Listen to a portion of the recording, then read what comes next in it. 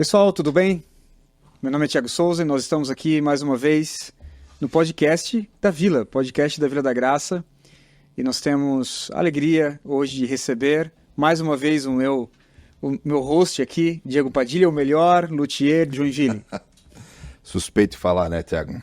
Olá a todos, lembrando que este é um podcast produzido pela Igreja Presbiteriana Vila da Graça, de cunho reformado, e nós produzimos para a glória do Senhor. Amém. E está conosco também o Orton, né, missionário. Ele vai se apresentar, um homem de Deus e ministro presbiteriano? Ministro não sou ordenado, ainda missionário. Ok. Missionário pelo Ajuda Barnabás, que nós iremos falar daqui a pouco. Beleza, então, Orton, por favor. Sim, eu quero agradecer primeiro o pastor Thiago, né, e o nosso irmão aqui, o Diácono Padilha. Pastor Thiago aí, que eu já tenho boas referências, que é um fera. Então, tem que ver essas referências aí. Tem que fazer é segredo, fazer um check, né, se eu te falar, vou ter que te eliminar. Então, E o Padilha aqui conhecendo agora, né? E fico muito honrado com essas duas personalidades aqui. E o Padilha com esse vozeirão de radialista. Radialista M. Só aumenta a minha responsabilidade. E muito obrigado pela visita, pelo convite, né? E pela hospitalidade. Que legal. Orton, bom, o seu convite, né, e a sua presença aqui, ela tem um significado para esse podcast, e é o tema do nosso podcast hoje, falando sobre sofrimento. Perfeito. Né? O sofrimento na vida do cristão, o sofrimento na vida da igreja, e nesse próximo domingo agora, eu estarei expondo a minha última mensagem, depois de uma longa exposição em Atos. E o que nós podemos ver na igreja primitiva é que a igreja, ela abraçou a missão e abraçou o sofrimento. E ela crescia, né, em volta desse contexto, né, da missão, da glória de Deus e do sofrimento muito presente. Perfeito. Sofrimento esse com várias circunstâncias e com vários níveis de sofrimento. Bom,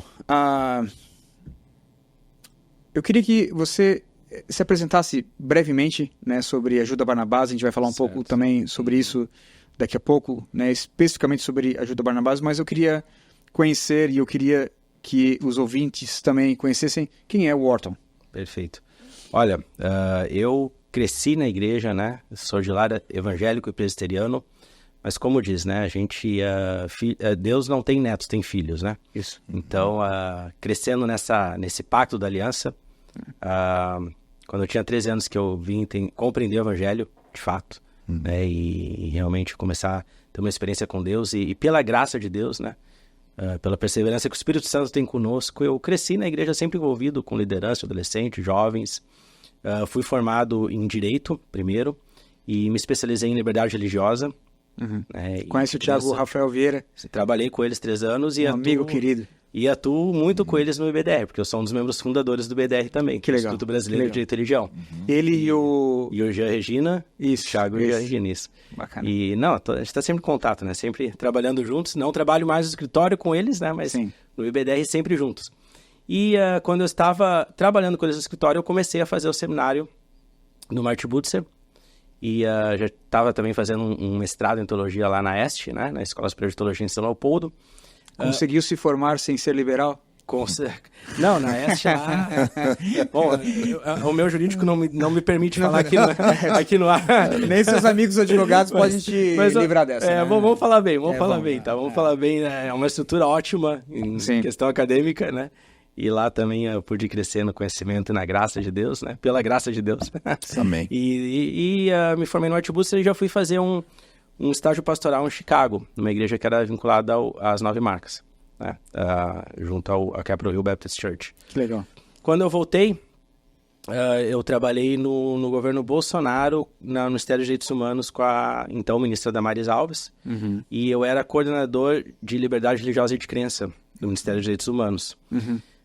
Eu vou falar um pouquinho mais do Barnabás depois, mas como eu entrei no Ajuda Barnabás? Porque em 2021, quando o Talibã tomou o poder, ou como os afegãos dizem, quando o Afeganistão caiu, né? Eles precisaram, muitos afegãos cristãos que não foram mortos, conseguiram fugiram para o Paquistão, para uma igreja parceira da Ajuda Barnabás. E eles entraram em contato comigo para conseguir que fosse concedido visto, algum tipo de visto para eles poderem ter como refúgio o Brasil. Eu consegui fazer articulação, né, junto ao Ministério de Direitos Humanos, da Justiça da Segurança Pública e Itamaraty. Um ano depois, eu saí do governo e o Ajuda Barnabás me convidou para trabalhar com eles. Que legal. Então, eu era lá dentro do Ajuda Barnabás, eu era conhecido como cara do governo que ajudou os afegãos. Legal. E depois de um tempo, eu tive a honra de ter começado, apesar de ter começado lá no governo, toda essa história com os afegãos, depois de um tempo eu tive o privilégio, né, concedido pela graça de Deus, de buscar muitas famílias no aeroporto de Guarulhos, que chegaram através desse trabalho. Desde então, desde novembro de 2022, eu tenho atuado junto com esse ministério que vincula exatamente a minha formação, né, que trabalha com a liberdade religiosa, a questão da igreja perseguida, junto com o Ministério Teológico também, né, e pastoral, que a gente tem que estar envolvido. Bacana.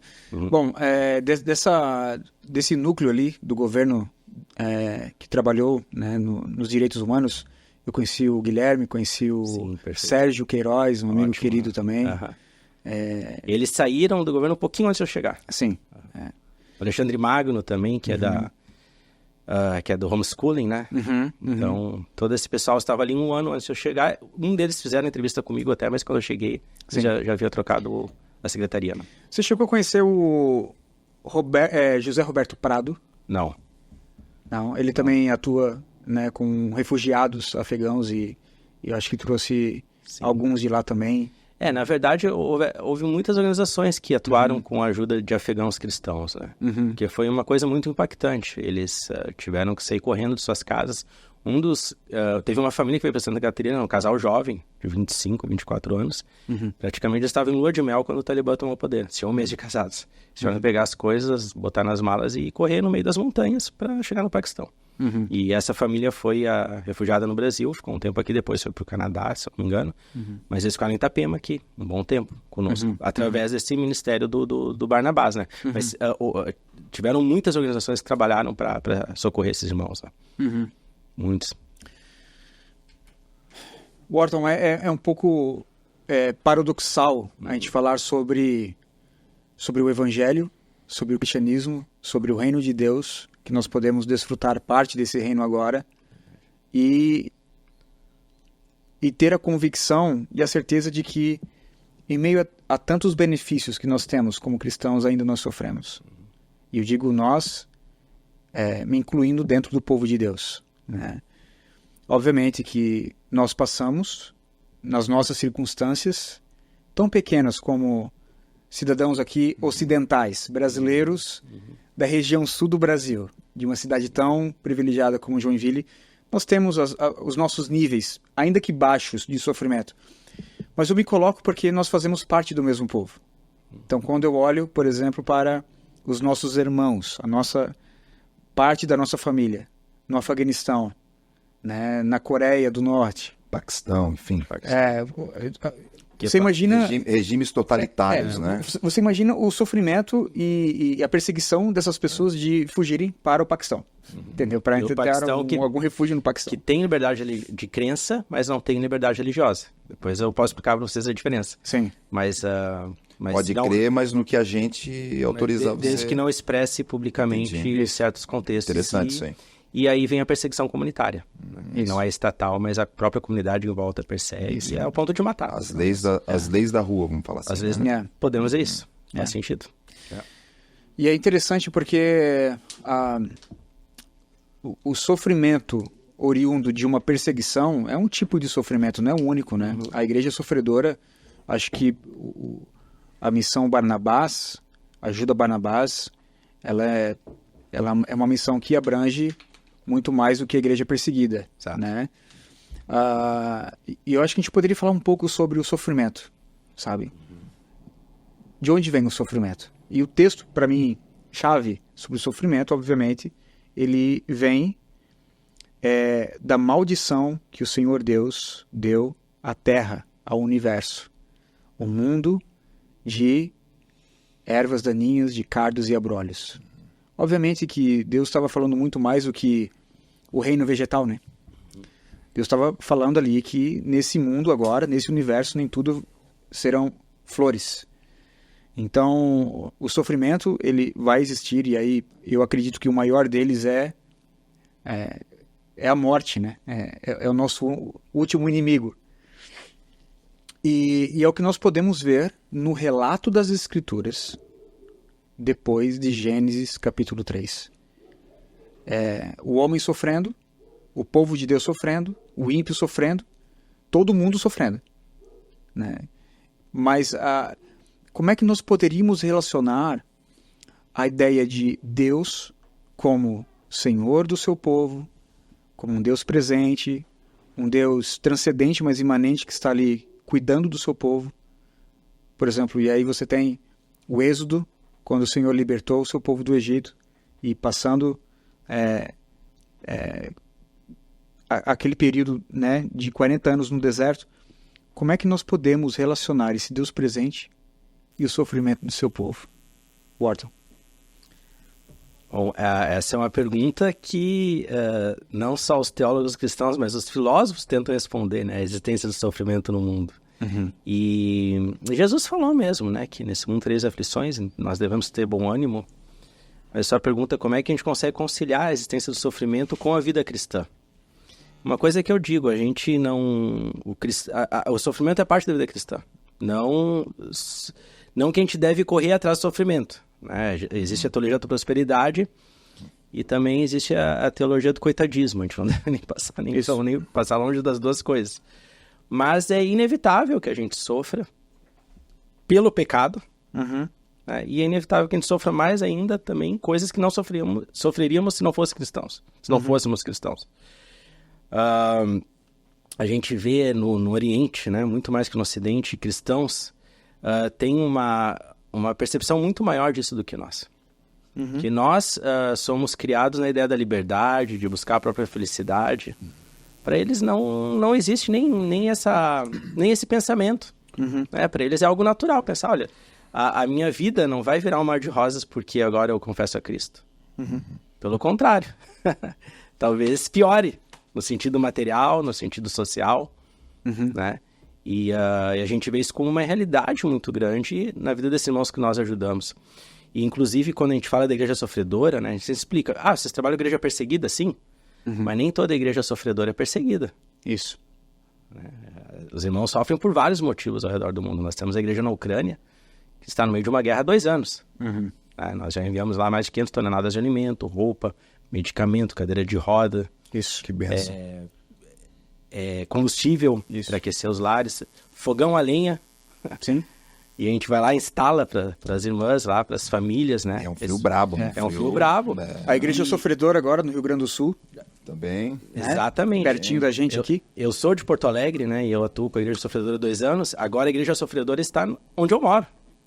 E o que a gente fez, né? A gente negou o sofrimento, a gente negou o que estava acontecendo. Não, vamos trabalhar junto. E vamos amenizar o sofrimento desses irmãos. Isso. Wharton, e você lidando com Ucrânia, com Paquistão, daqui a pouco o sofrimento chegou até o teu quintal, né? Exatamente. Interessante isso. Exatamente. Enviando ajuda e fazendo pontes. E quando foi ver... A gente tem uma história de uma igreja parceira nossa, que é o Daniel Fick, pastor da Assembleia de Deus de Lajeado. No maio do ano passado, nós fomos lá apresentar a missão, como nós vamos apresentar amanhã na Vila da Graça, né? Uhum. E desde então eles se tornaram parceiros nossos. A gente fala que a nossa primeira parceria é de oração, é com o joelho dos irmãos. Você tem que ser parceiro de joelho, é a primeira coisa que a gente precisa. Eles se tornaram parceiros nossos de oração e se tornaram doadores também, né? Isso em maio do ano passado. Em setembro chegou a primeira grande enchente lá no Vale do Taquari. E a gente já fizemos uma campanha nacional ano passado, né? Mandamos a primeira grande ajuda àquela igreja para poder ajudar os irmãos a reconstruir suas casas, comprar mobílias, eles comprarem equipamento para a igreja também. Uhum. E então a igreja que primeiro era parceira, né, na oração e na doação, virou poucos meses depois, 6 meses depois, a igreja sendo ajudada. Uhum. E agora esse ano mais ainda. Uhum. Então é isso mesmo, né? É isso mesmo. No nosso quintal aconteceu, mas a gente nunca sabe, né? O que a gente fala, a gente conecta, ajuda o Barnabás, conecta a igreja sofredora com a igreja que pode ajudar. Hoje tu é a igreja que pode ajudar, mas amanhã tu pode ser igreja sofredora. Isso. E o nosso trabalho é esse, é um trabalho de cristãos, através de cristãos, para cristãos. O que a gente faz é isso, é conectar igrejas que podem ajudar com as igrejas que precisam de ajuda. Isso. É o que nós podemos ver em Atos, né? A igreja da Macedônia Exato. ajudando a igreja de Jerusalém num período de fome. As ofertas indo e vindo naquele contexto, né, onde tudo era muito difícil. Você enviar uma oferta, chegaria meses depois. Mas mesmo assim você consegue ver essa ajuda de igreja local para igreja local, né? Você, Paulo, orientando os coríntios, né, a ter um serviço especial de coleta, e não esperem, ele fala assim, né, 1 Coríntios 15, não espere que eu cheguei Isso. para começar a coletar, né? Isso. Que, assim como eu orientei as igrejas da Galácia, né, eu oriento vocês também. Né? Façam a coleta de vocês para que a gente possa ajudar as igrejas que estão precisando. Na época lá, a igreja de Jerusalém, né? Da Judéia. E é interessante porque essa grande fome que teve na região da Judéia, no primeiro século, os historiadores falam que foi toda aquela região ali, que hoje se chama Palestina, né? Toda aquela região por conta de uma grande crise da agricultura que teve no Egito e que se espalhou por todo o fornecimento daquela região. Quebrou uma cadeia econômica ali. E isso é isso. Os historiadores têm consenso em relação a que isso aconteceu e mostra Paulo lidando com uma situação prática de ajuda e mobilizando as igrejas de maneira permanente. Né? Não era algo eventual, era permanente. Dizia, como eu oriento as igrejas da Galácia, também oriento vocês. Não espere chegar. Isso. Faça as coletas. Isso. E Paulo tinha ciência, até uma frase que, quando a gente fala ali em missões na nossa igreja, na Vila da Graça, o pastor Tiago sempre fala uma frase, né? Quem tem fome tem pressa. Isso. E quem tem frio também tem pressa, né? Então, quando a gente está falando da igreja sofredora, a gente está falando de emergências, né? Urgências mesmo, né? Isso. Eu acho que é importante esse primeiro passo que o Wharton aqui deu pra gente, né? Primeiro passo é a oração, né? Começa com uma preocupação da igreja com... de envolver o coração, irmãos, né? Você envolve o coração na missão. Vivenciar aquilo ali, né? Isso. Bom, é interessante essa tensão do crente nesse tempo que nós vivemos agora, né? Do já e o ainda não, né? É um tempo tão maluco que a teologia, o mais perto que ela chega é dizer que nós estamos entre o já e ainda não. Eu estava lendo um texto do Peregrino, e tem um momento que o Peregrino, depois que ele encontra a cruz de Cristo, e ele solta então o seu fardo, e ele começa então a viver a vida realmente cristã depois de encontrar a cruz de Cristo e caminhar rumo à cidade celestial, que é basicamente uma paráfrase da nossa vida. Ele passa por alguns lugares onde o John Bunyan vai descrever aqui. Um deles é o Vale da Dificuldade. Depois, lá na frente, o Vale da Sombra da Morte, sabe? E tem um momento aqui que ele fala onde o cristão ele está subindo esse desfiladeiro chamado o desfiladeiro da dificuldade. Ele toma um pouco de água para refrescar-se e logo depois começou a subir dizendo: embora alto, pretendo sim subir este morro. Não, a dificuldade não me deterá. Eu corro, pois vejo que passa aqui o caminho da vida. Ânimo, meu coração, não tema nem esmoreça na subida. Melhor, mesmo difícil, é tomar o caminho certo, pois o errado, embora fácil, leva à perdição do deserto.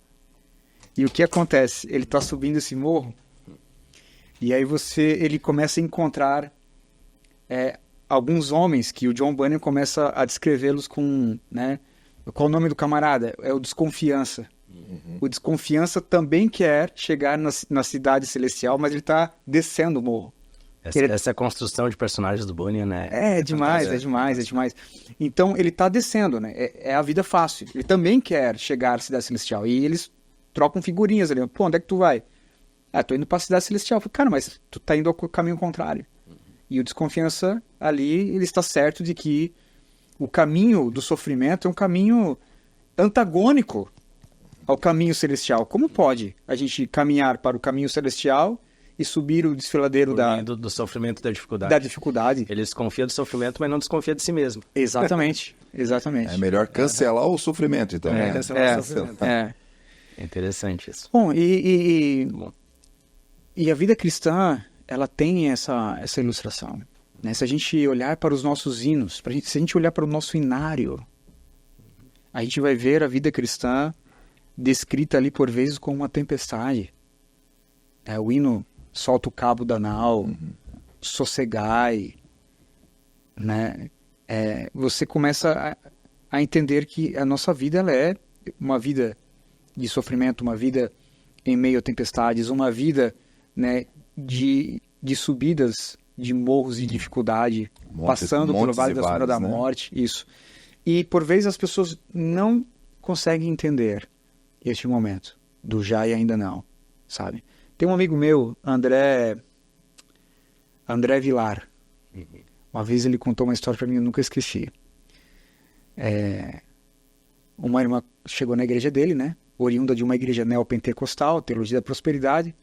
E essa irmã disse assim para ele: pastor, eu creio que eu vou morrer bem. Como é que é morrer bem, minha irmã? Como é que é morrer bem? Não, eu vou morrer bem. Eu não vou morrer de doença. Eu não vou morrer de acidente. Aí meu amigo perguntou assim: a irmã vai morrer de saúde, então, de tanta saúde a irmã vai morrer. Veja, há uma grande confusão no coração das pessoas em entender o papel do sofrimento. E aí você pega a epístola de Tiago, a gente começa a entender que o sofrimento, ele faz parte do processo da santificação. A tribulação que produz a perseverança. A perseverança que produz a esperança. Veja, você tem todo um elo nesse processo de santificação que teve como início um processo de dor, de tribulação. Né? E eu falo muito sobre isso, e para mim eu tenho, como diz a nova geração, eu tenho um pouco de lugar de fala nisso, né? Porque o sofrimento numa escala baixa, esse sofrimento é um sofrimento presente na minha vida, né? Eu tenho um filho com autismo, nível 3 de suporte, então é bem difícil pra gente. E eu acabo sempre dizendo o seguinte, que o Elias, que é meu filho, ele é um anjo. Ele é o anjo que luta comigo no Vale de Jaboque. Tem dias que ele ganha, tem dias que eu ganho, mas todos os dias Deus é glorificado. Ele é o maior pastor na minha vida. Ele é o maior pastor na minha vida. É a pessoa que mais prega o evangelho para mim. Pela tensão que ele traz, pelo sofrimento. E ele vai, então, produzindo isso, vai ajudando. Ele contribui com o Espírito Santo em formar em mim este homem, assim, né? Tentando ter domínio próprio, ter paciência, ter bondade, ter mansidão. Então, o sofrimento faz isso, né? E aí, o que a gente poderia falar do nível de piedade desses irmãos que sofrem? Wharton, qual a tua experiência da igreja sofredora? Quando a gente olha, por exemplo, Oriente, Ocidente, ou mesmo igrejas mais carentes, igrejas mais ricas, o que tu consegue entender sobre a diferença na piedade? Assim? Eu vou falar de duas experiências que nós tivemos, né? Com esses irmãos.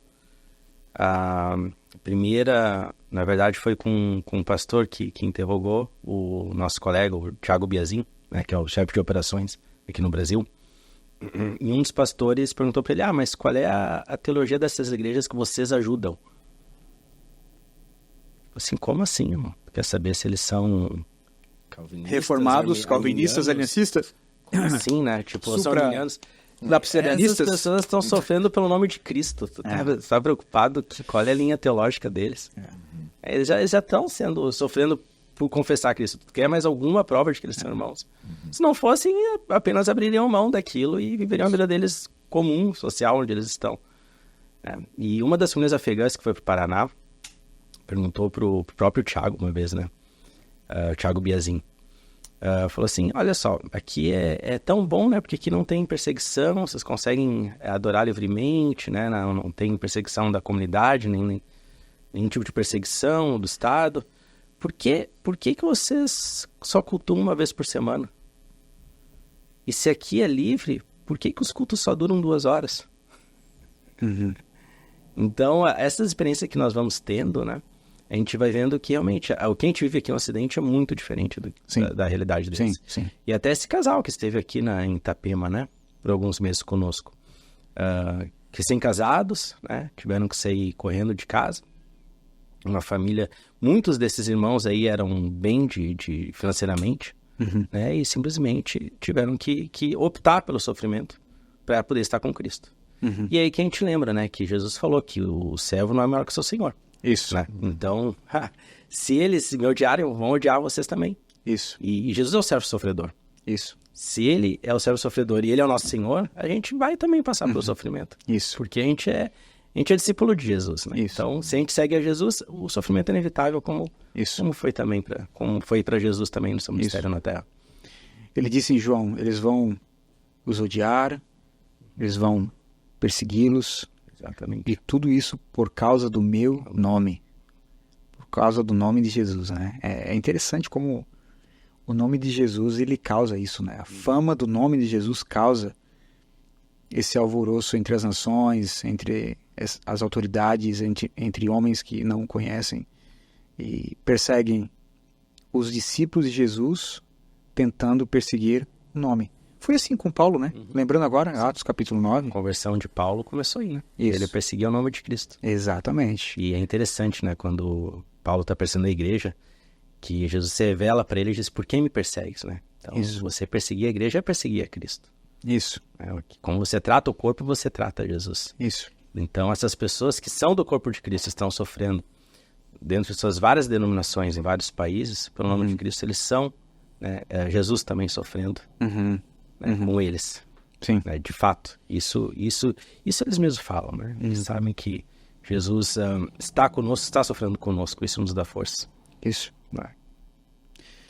Wharton, você teria algum testemunho, eu sei que não está no nosso roteiro, mas você teria algum testemunho sobre o sofrimento, algum sofrimento que você passou e você conseguiu ver que isso produziu perseverança, esperança, frutos?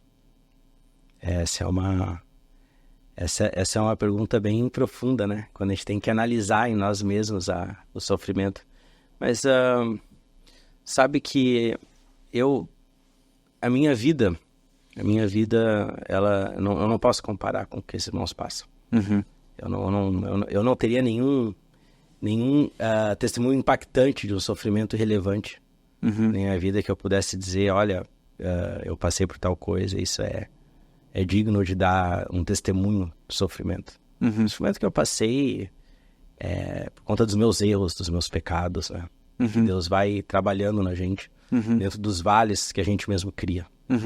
Então eu não teria ousadia assim de passar alguma coisa da minha vida que ocorreu nesse sentido. Padilha, tu passou por algum sofrimento assim que você lembra? Então, vendo o Wharton falar e se questionar, se passou, eu acho que o meu maior sofrimento foi existencial, cara. Problemas teológicos, quando você sente um vazio se questionando a tua própria fé, não tendo assim uma teologia realmente bíblica, né? Porque as pessoas falam, eu amo a Bíblia, eu amo a Cristo, mas né, você pensa biblicamente, você quer realmente entender o que Deus quer para você, obedecendo a palavra? Porque a gente vê no oba-oba, né, nos movimentos, nos movimentos religiosos assim, não bíblicos, né, tem muito disso, hein? Até os desigrejados, vai resultar em desigrejados, vai resultar em pessoas com irmãos em Cristo com crises teológicas, né? Eu acho que os meus momentos assim, de sofrimento não foi não entender realmente quem eu sou em Cristo, quem eu sou por não estar olhando verdadeiramente para o evangelho. Isso foi uma perturbação uma de alma. perturbação de alma mesmo, de existencial mesmo, cara. Eu acho que glorifico ao Senhor por ele ter, até lembrando que o Stênio falou, né? Nos reencontrado cada dia nessa essa progressão de conhecê-lo. Então glorifico a Deus por isso.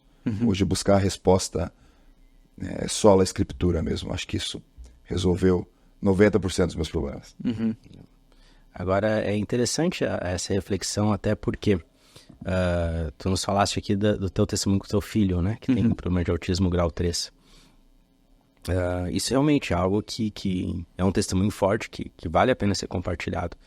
E às vezes a gente, como eu aqui, o Padilha, não temos um episódio, né, que dê para falar assim, de algo marcante, mas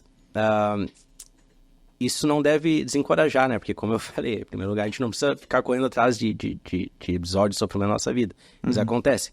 Mas a gente acaba lembrando que nós também somos pecadores.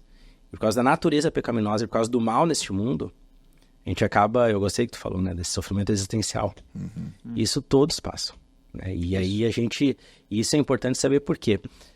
Quando a gente vai trazer o evangelho para essa geração, como eu digo, geração metiolate que não arde mais, né? No nosso tempo, década de 80 e 90, tu botava metiolate e você ia correndo, gritando, doía mais que a ferida, né? Hoje nem metiolate arde mais, né? E muitos desses jovens, ou até pessoas em meia idade, não passaram por nada significante que possa ser uma virada, um convite, uma virada da vida deles. Como é que a gente prega para essas pessoas? Num mundo que a gente tem tudo acessível, tudo fácil. Isso. É geração saúde, né? Mas essas crises existenciais, elas vão estar presentes na vida de todos. Né? Porque todos têm a sede por Cristo, têm a sede por Deus e estão buscando algum lugar. E estão sofrendo por dentro. Eu creio que esse é o maior sofrimento da nossa geração. Né? E a gente tem que... Por isso que a gente não pode deixar de ter uma teologia do sofrimento saudável. Porque é parte da natureza humana. O pecado entrou no mundo, entrou no universo, entrou nas nossas vidas e todos sofrem por isso. Alguns um grau maior, outros um grau menor. Alguns episódios mais marcantes, outros mais existenciais. Mas todos sofrem e estão procurando por uma resposta. Isso. E a resposta que é importante por quê? Porque no momento que chegar, né, e vai chegar, né, como aquela mulher queria morrer bem, queria morrer de saúde e de juventude, né? Nem de velhice, nem de doença, nem de acidente, então, sei lá. Uma morte ao contrário. Ela queria simplesmente morrer. Ela queria simplesmente morrer, tipo assim. Benjamin Button. Não tem como, né? Mas a gente tem que ter uma resposta, porque esse sofrimento vai chegar na vida das pessoas. E aí que tu começa a ver, por exemplo, nas tendências de debates hoje, né, até políticos, ideológicos. O aborto. O que o aborto é, se não tentar evitar o sofrimento? Mas aí se tu deixar a menina que foi estuprada, teu filho, ela vai sofrer mais ainda. Então a solução é matar um bebê? Será que isso é justo? Né? Será que é justo matar uma criança inocente para... E aí a gente sabe que, na verdade, nem vai evitar o sofrimento da mãe, né? Porque cria outro trauma. Exatamente. Além de ter sofrido abuso, vai passar o sofrimento de matar o próprio filho. Isso. Ela vai ser mãe, só que de um filho morto. Filho morto, né? E dependendo do tamanho da criança no ventre, é menos perigoso ter o bebê, né? Vivo do que matar.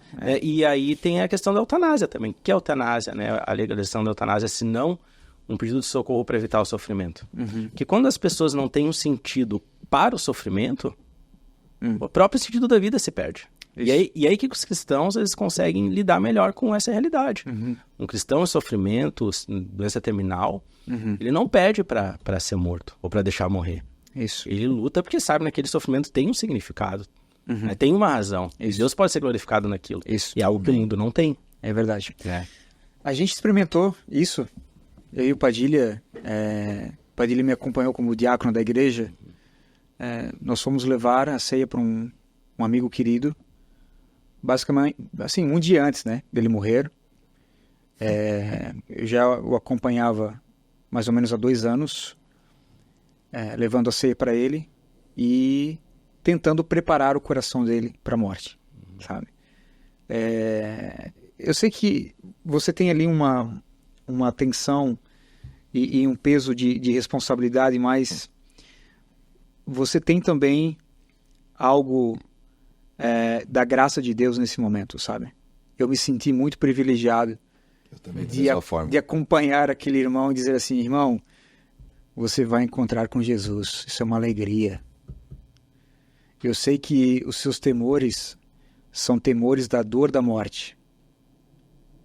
Não são temores da morte, são temores da dor da morte. Era câncer no pulmão, então ele tinha dificuldade em respirar. E à medida que a gente foi acompanhando esse irmão nesse processo, e nós levamos a ele então a última ceia, e nós cantamos as últimas músicas, nós lemos as últimas promessas. Forte isso aí, cara. Romanos capítulo 8, que nada pode separar o crente do amor de Deus que está em Cristo Jesus. Cara, você tem um peso de graça nisso. E o cristão, ele olha para o sofrimento com uma outra cosmovisão, cara. É muito diferente, sabe? E você consegue ver isso até no velório. Você não tem um desespero, tu não tem pessoas ali desesperadas, você não tem pessoas surtadas com aquele episódio. Você tem pessoas enlutadas e tristes, mas esperançosas. Porque aquele irmão está com Cristo. Essa é a convicção do Evangelho. Paulo disse isso em Filipenses capítulo 1. Bom é estar com Cristo. E naquele momento ali onde estava preso, onde ele escreve as cartas à prisão, perto de ser julgado, né, por César e ser, né, como foi decapitado por Nero, irmão, Paulo disse, bom é estar com Cristo. Ele vai dizer, a minha decisão aqui, e eu estou num dilema, ele vai dizer, é que eu quero estar com vocês para que eu traga esperança, para que eu seja útil, né, para a missão, mas o desejo do meu coração é estar com Cristo. O que ele está dizendo? O desejo do meu coração é morrer, entendeu? Porque é bom estar com Cristo. É isso, sabe? Então, assim, é interessante, né? Como o cristão, ele enxerga a dor, enxerga o sofrimento, enxerga a morte, né? Com esse olhar da graça de Deus, né? O Roger Scruton, né, o livro dele, Beleza, que até tem um documentário, Porque a Beleza Importa. Sim. Né, que é baseado no livro. Mas ele fala ele fala muito sobre o papel da estética, da beleza em várias áreas da vida, né? Da música, arquitetura, da arte em geral. Ele fala que o significado da arte, o papel da arte a finalidade da arte é apontar para a beleza, né? Mostrar a beleza. E mesmo quando mostra alguma feiura, apontar para a esperança. Isso. Então, tu pode ter quadros que são lindíssimos, mostrando alguma praga, alguma guerra, né? Mas a verdadeira arte, tu olha para o quadro e tu vê alguma esperança. Alguma ponta de beleza que diz, olha, não é só isso aqui. Isso. E a vida do cristão é assim também. Isso. A vida do cristão, ela pode ser uma feiura horrível, de todos os sentidos. Quantos cristãos aí que são raptados, né, pelo nome de Cristo, abusados, muitas mulheres até mesmo estupradas, deixados aí aleijados. Se tu olhar para o quadro da vida dessa pessoa, humanamente falando, é uma tragédia, uma feiura atrás da outra, né? Mas a vida deles aponta para uma esperança em Cristo. Né? Tem aquela beleza da santidade, aquela beleza de alguém que espera algo mais além daquilo e que tem convicção que Cristo está com eles ali. Sim. E que não está abandonando-os, né, por conta de sofrimento. Ao contrário, o sofrimento é a prova de que Cristo está com eles. Eles estão sofrendo pelo nome de Cristo.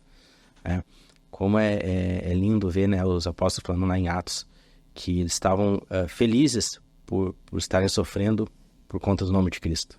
Já pensou? Né? Talvez isso é a loucura dos que não creem, né? É loucura para os que não creem no Evangelho, né?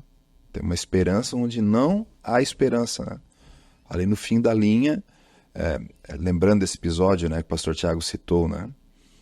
Nós não fomos lá chorar com eles, né? Não fomos lá com esse irmão, né? A gente não foi lá ficar se lamentando.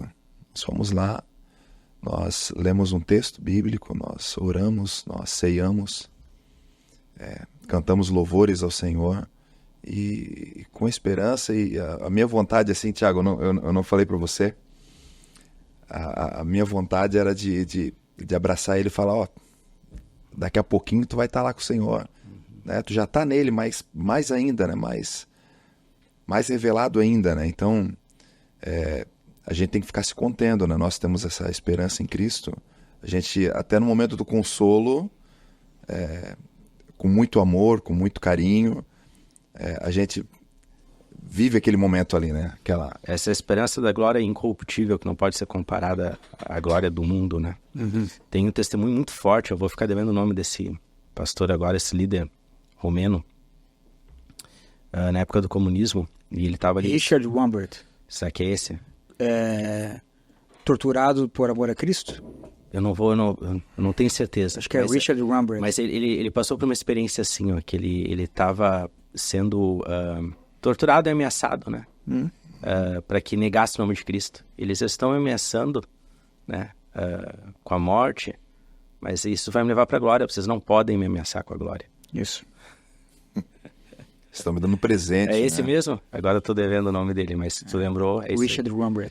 Vocês não podem me ameaçar com a glória. Então, tendo o significado do sofrimento, o sofrimento ele é visto, ele é vivido de outra maneira.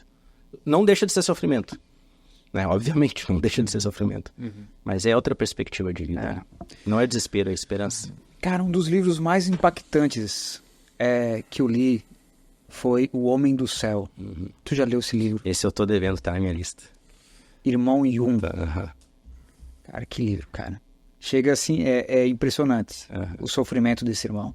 Da igreja sofredora da China. Eu preciso priorizar esse livro aí, porque tu já é a quinta pessoa que me pergunta esse ano. Cara, Fica devendo. Ele tá na minha lista e eu não priorizo. Vou ter que priorizar agora. Agora que tá no ar, eu tenho que priorizar, não tem muito jeito. impactante, cara. É muito impactante, cara. Sabe? E uma outra biografia também, e eu acabei eu quero ler essa citação aqui, é a biografia do John Patton. John Patton, ele foi um missionário da época vitoriana, de família presbiteriana. Ele e sua esposa,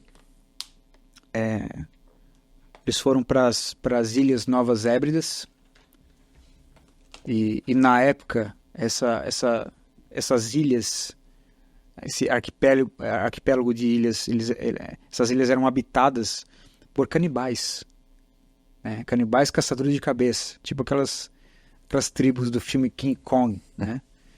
E você imagina você levando o evangelho ali naquele ambiente. E John Patton chegou, a viagem, né, até as Ilhas Hébridas, ele fez, se não me engano, com a esposa estava grávida, teve o filhinho ali. Cara, no prazo de meses, a mulher adoeceu, ele mesmo teve que fazer a cova e enterrar a esposa. E ficou com um filho pequeno, alguns meses depois teve que enterrar o filho pequeno. E teve um momento que ele foi caçado por esses canibais. Cara, você imagina, né, correndo no meio da mata e esses índios com tochas correndo atrás de você, e ele, para se salvar, subiu numa árvore. E ele conta essa experiência. Ele vai dizer o seguinte sobre a presença do Senhor no sofrimento, né? Eu subi na árvore e fui deixado lá sozinho na mata. As horas que passei lá reviveram toda a minha vida diante de mim, como se tivesse sido ontem. Eu ouvia o frequente disparo de mosquetes e os gritos dos selvagens. No entanto, sentei-me entre os galhos, tão seguro quanto nos braços de Jesus. Nunca, em todas as minhas tristezas, meu Senhor havia se aproximado tanto de mim e falado com tanta tranquilidade em minha alma quanto naquelas horas. Quando a luz da lua tremia entre as folhas das castanheiras e o ar noturno tocava minha testa latejante, enquanto eu abria todo o meu coração a Jesus. Ele vai dizer o seguinte: sozinho, mas não sozinho. Se for para glorificar o meu Deus, não me ressentirei de passar muitas noites sozinho em uma árvore assim, de sentir novamente a presença espiritual do meu Salvador e de desfrutar a sua consoladora comunhão. Olha só. O que produz o sofrimento, né? O que produz essa tensão. Sozinho, mas não sozinho, sabe? E o sofrimento, ele causa isso. O Augusto Nicodemos, ele diz isso. Por vezes, Deus ele nos coloca no leito da cama, enfermos, porque é na cama que a gente vai ter a oportunidade de ter uma única posição, de olhar para cima, né? E saber que acima de nós há um Deus soberano que governa todas as coisas, inclusive o sofrimento. C.S. Lewis vai dizer, o sofrimento é o megafone de Deus, né? Não sei se foi ele ou o John Stott que disse isso. Eu acho que eu li os parafraseando outro autor, se eu não me engano. Isso. Mas o Lewis fala. Isso. Citando ou parafraseando, não lembro bem, mas é isso aí, né? Que a dor é o megafone de Deus. Essa é a frase. Isso. Wharton, vamos falar um pouco sobre Ajuda Barnabás, então? Claro. Sobre o seu ministério, sobre a missão. Uhum. Eu sou pastor de uma igreja local, mas como eu passei alguns anos no campo missionário, o meu coração ele queima muito por missões, pelo campo missionário, pelas histórias, por juntas. Então, eu queria que você falasse um pouco sobre Ajuda Barnabás. Perfeito. Então, eu sou missionário do Ajuda Barnabás, que é uma organização que trabalha com a igreja sofredora, né? Como eu expliquei, não somente com a igreja perseguida. Toda igreja perseguida sofre, mas nem toda igreja sofredora sofre por conta de perseguição. Então, nós temos escritórios em 12 países, espalhados ao redor do globo,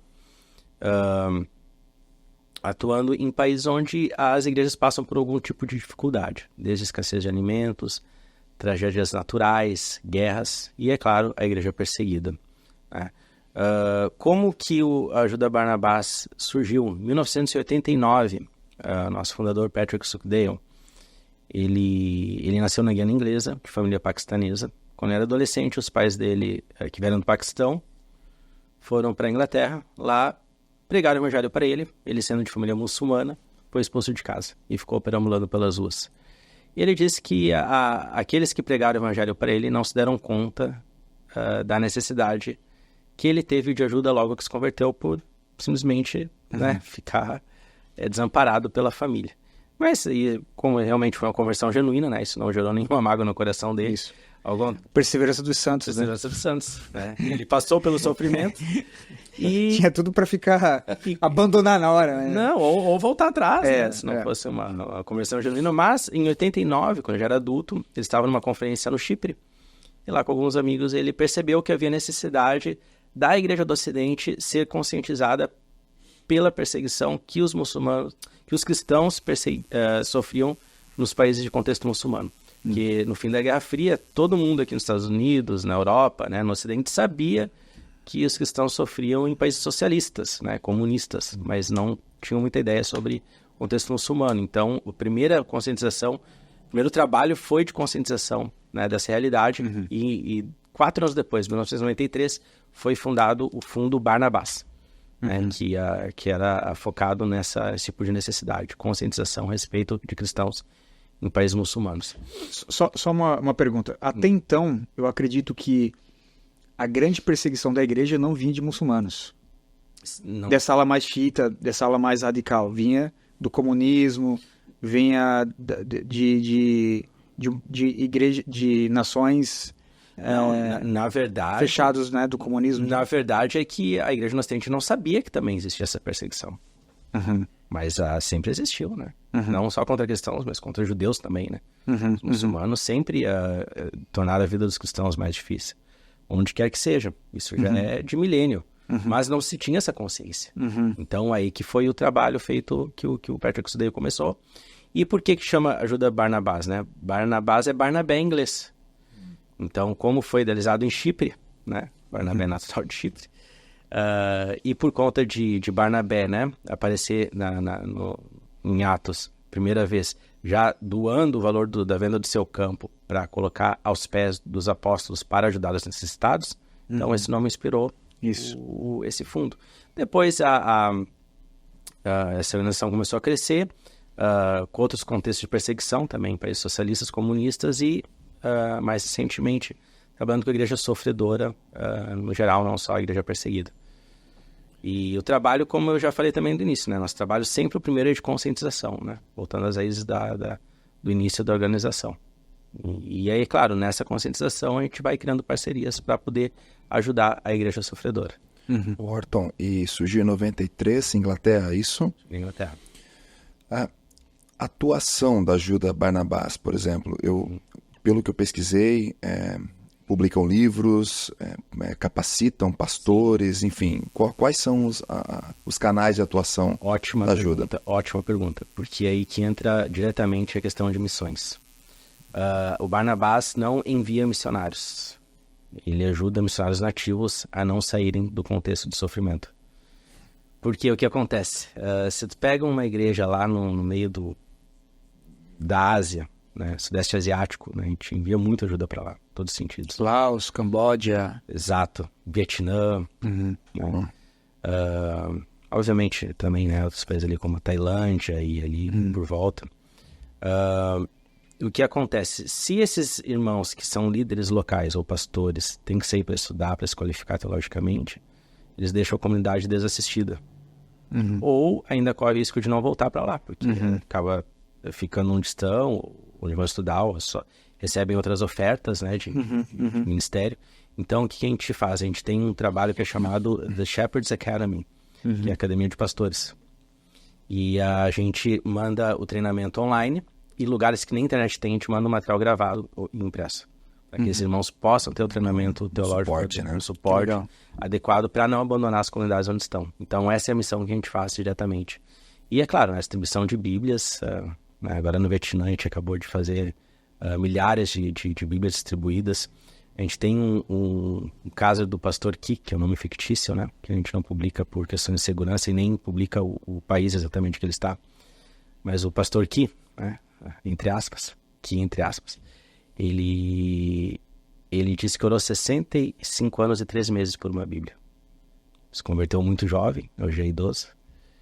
E mesmo assim, sem ter uma Bíblia completa na mão, ele pastoreia uma comunidade cristã, né?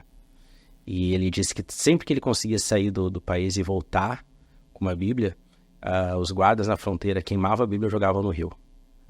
E quando o Barnabás conseguiu que chegasse uma leva lá na vila dele, de Bíblias, ele agradeceu e disse: eu orei 65 anos e 3 meses por uma Bíblia.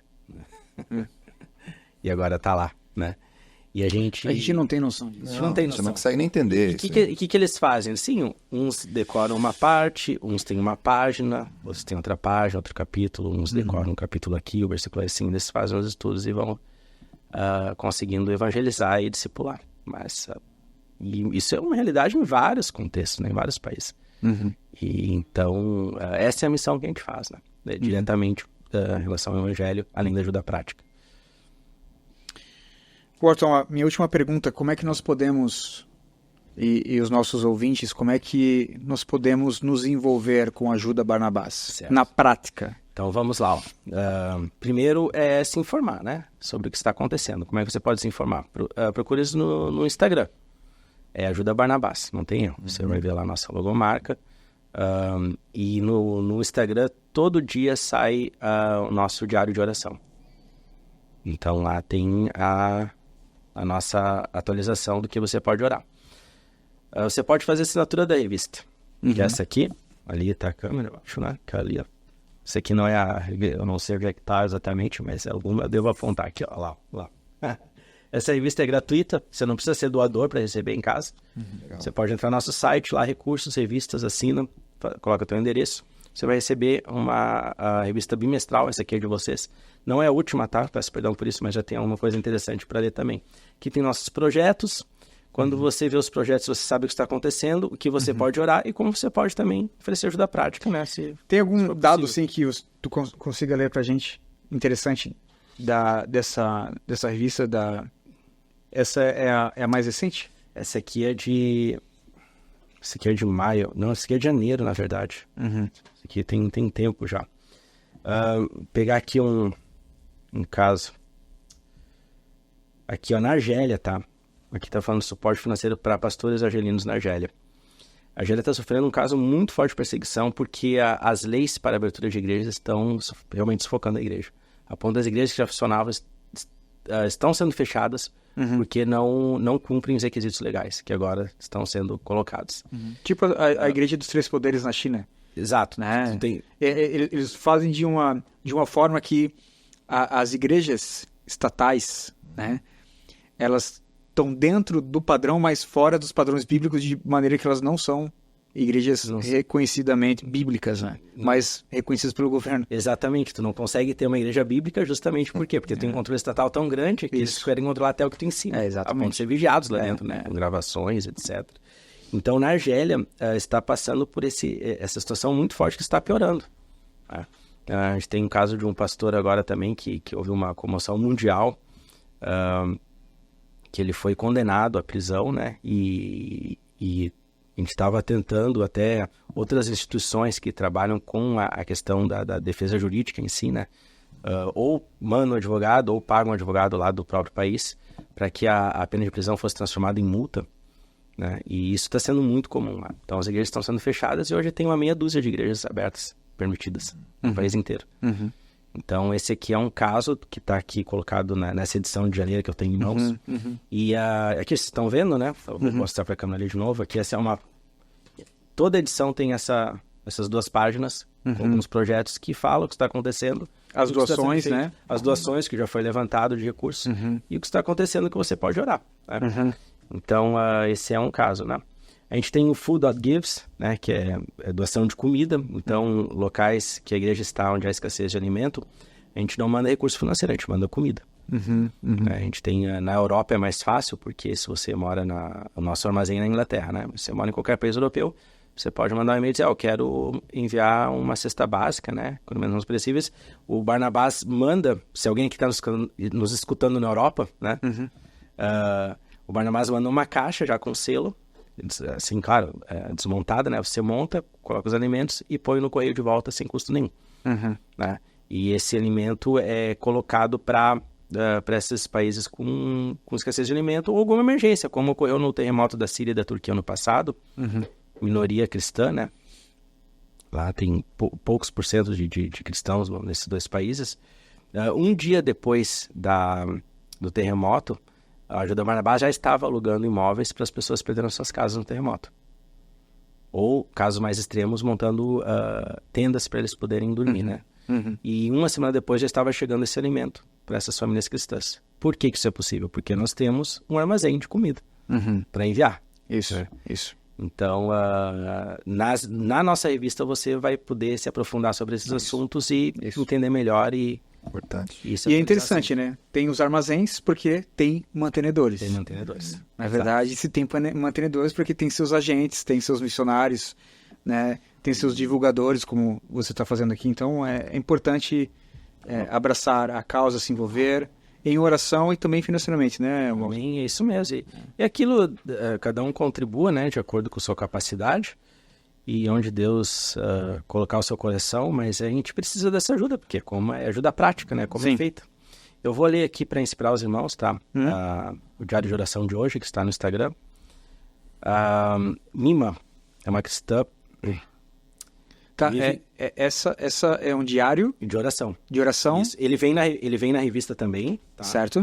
Não é uma devocional, diário de oração. São pedidos específicos de oração por cristãos perseguidos ou sofredores. Ok, de crentes reais com seus sofrimentos reais. Entendi. Às vezes tem pedido para uma região, às vezes pedido para uma igreja, às vezes pedido para um crente específico, uma pessoa individual específica. E hoje é dessa irmã Mima, o nome dela, né? Olha o testemunho dela. Sou a mulher mais feliz do mundo, disse Mima, uma cristã Karen que vive em um vilarejo remoto e isolado no Mianmar. Aos 64 anos de idade, as orações de Mima foram atendidas quando ela recebeu seu próprio exemplar da Bíblia em seu próprio idioma. Ler as palavras de Deus é o que mais gosto na vida, acrescentou ela. O Barnabás ajudou a financiar o transporte de 94 mil Bíblias para cristãos em áreas rurais pobres do Mianmar.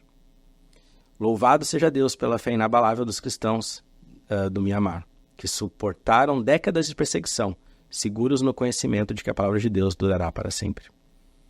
Então, um pedido específico por esse país. Amém. Trazendo o relato dessa irmã. O site também, né, Martão? www.barnabasaid.org, é isso? /BR. /BR para... .br. Tá. Legal. Lá você pode também ter recursos de oração, você tem informações sobre a organização. E a gente tem também um streaming que chama Barnabas Plus, que é o Netflix cristão. Que legal, que legal. Net Crente, que legal. É o Net Crente. Legal. Então Poxa. tem muito material legal. Infelizmente ainda não tem muita coisa em português, tá? Mas já tem alguma coisa lá com legendas em português. Tem produções originais, Documentários. tem documentários, Filmes. e tem produções também que a gente reproduz, né? Que não é da nossa produção. Eu sugiro que os irmãos procurem o mini documentário Where is My Face? Onde está o meu rosto? Que é uma irmã afegã, né? Que está no Brasil, na Igreja Esperança do pastor Guilherme de Carvalho. Ela quando jovem, né, ela foi dada a casamento ainda quando criança, na verdade. E quando ela conseguiu sair desse relacionamento abusivo, o ex-marido dela jogou ácido no rosto dela. Então hoje ela é uma mulher que não tem um dos olhos, né? Tá lá no Barnabás Plus, vocês podem ver a história dela. E quando perguntam para ela se quando ela vê Jesus, né, quando ela for no céu, ela gostaria de ter o rosto de volta, ela disse, olha, eu nem penso nisso, né? Porque o que eu quero saber e o que é mais importante é que eu sou amiga de Jesus. Amém. Isso. E ela se converteu por quê? Porque nesse tratamento para refazer o rosto, quem ajudou ela foi um casal sul-coreano de missionários. Que levou ela para a Coreia do Sul. Na Coreia do Sul pregaram o evangelho para ela e ela veio se converter. E hoje ela está em Belo Horizonte com os filhos, com 2 irmãos. Então, é um testemunho muito forte, né? E você pode ver essa história no nosso aplicativo Barnabás Plus. Só colocar Barnabás e um sinalzinho, ou PLUS Plus, né? Você já consegue baixar, tanto no desktop como no celular. Show de bênção. O sofrimento tá aí, né? Para a glória de Deus. Glória de Deus. E também para o bem da nossa alma, né? Para o bem da nossa alma. Amém. Wharton, obrigado. Muito obrigado pela sua presença, né? É uma alegria ter você aqui com a gente e poder conhecer a missão um pouquinho mais, saber que nós temos amigos em comum e que nós estamos sofrendo juntos, né? Ainda que no nível tão baixo que, né, comparado àqueles irmãos ali, a gente não tem o que dizer, né? Como você mesmo falou, mas é bom que nós estamos nesse processo também de santificação até encontrar a cidade celestial. Na verdade, estamos subindo o desfiladeiro da dificuldade. É como eu digo, eu tô na parte fácil do ministério, Sim. porque eu tô aqui conectando com as igrejas que podem ajudar, né? Mas os irmãos que estão lá na outra ponta sofrendo, esses realmente que precisam de nossa oração. Então, agradeço muito os irmãos pelo convite, né? Pelo tempo que tivemos aqui para expor, para falar do ministério, e com certeza é uma amizade que nasce aqui, Isso. né? E é para a vida, para a eternidade. E quem está nos assistindo ou nos ouvindo, lembre de orar pela igreja sofredora, pela igreja perseguida. Isso é um ministério que faz muita diferença. Às vezes a gente tem lugares que a gente não pode enviar ajuda, nenhum tipo de ajuda, mas a nossa oração chega. E Deus chega lá com o seu Espírito Santo consolando e com seus anjos para suprir as necessidades desses irmãos que nós não podemos levar, mas Deus leva, né? Deus não os abandonou. E a prova disso é que nós estamos aqui falando deles para que você possa orar por eles. Amém. Que bom, Wharton, muito obrigado.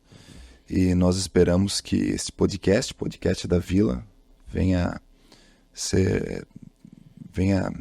contribuir para esse ministério, para essa organização. A gente vai estar sempre à disposição aqui. Muito obrigado, meu irmão. Glória Amém. a Deus. Amém. Obrigado.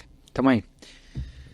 Obrigado a você que esteve conosco até aqui. Que o Senhor Deus te abençoe grandemente. Abraço. Tchau.